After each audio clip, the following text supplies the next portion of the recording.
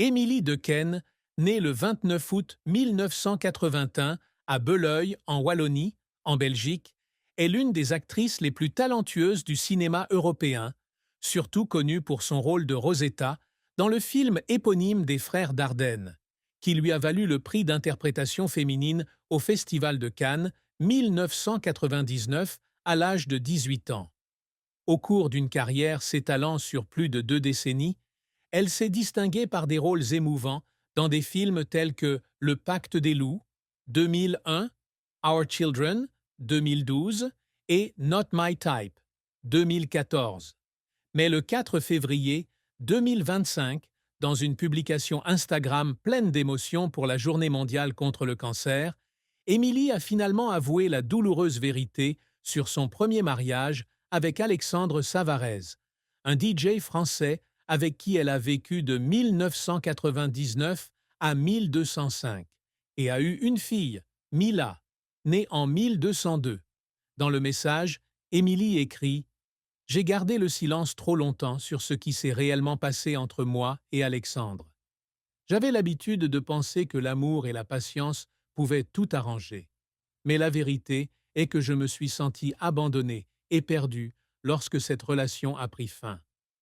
Non seulement j'ai perdu un partenaire de vie, mais j'ai aussi perdu mon rêve d'une famille complète pour Mila. » C'est la première fois qu'Émilie parle publiquement de la douleur de la rupture, une vérité qu'elle a cachée pendant près de 2 décennies sous une façade de force et de réussite professionnelle.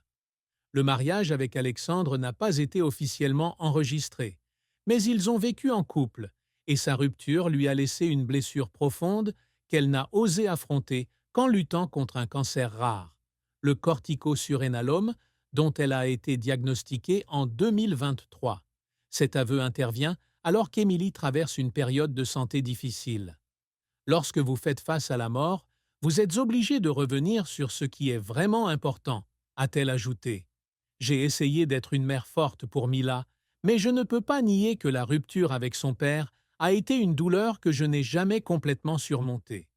Depuis 2014, Émilie est mariée à Michel Ferracci, un acteur français qu'elle décrit comme un pilier dans sa vie, surtout pendant les jours où elle luttait contre la maladie.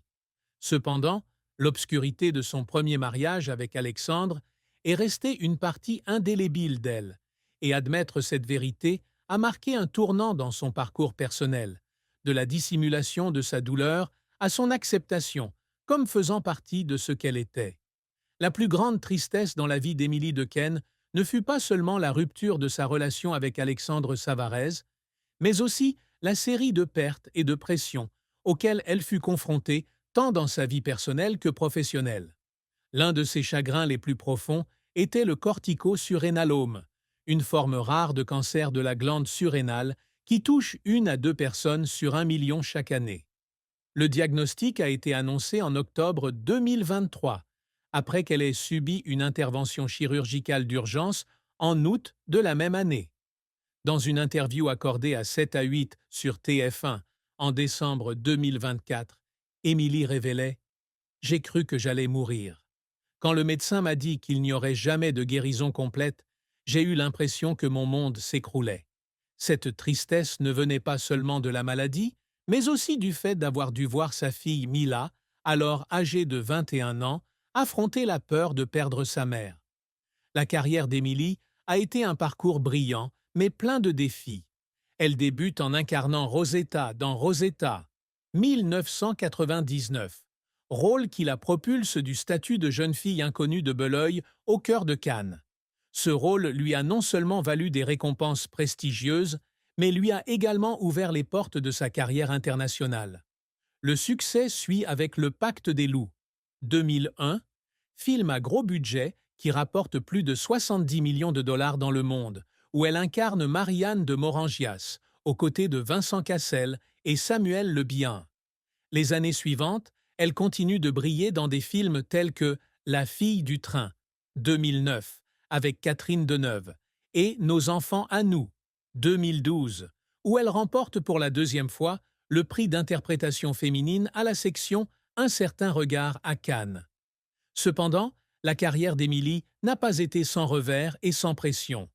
Le rôle de Muriel dans Nos enfants, basé sur l'affaire réelle de Geneviève Lhermitte, une femme belge qui a assassiné ses 5 enfants, a été un énorme défi psychologique.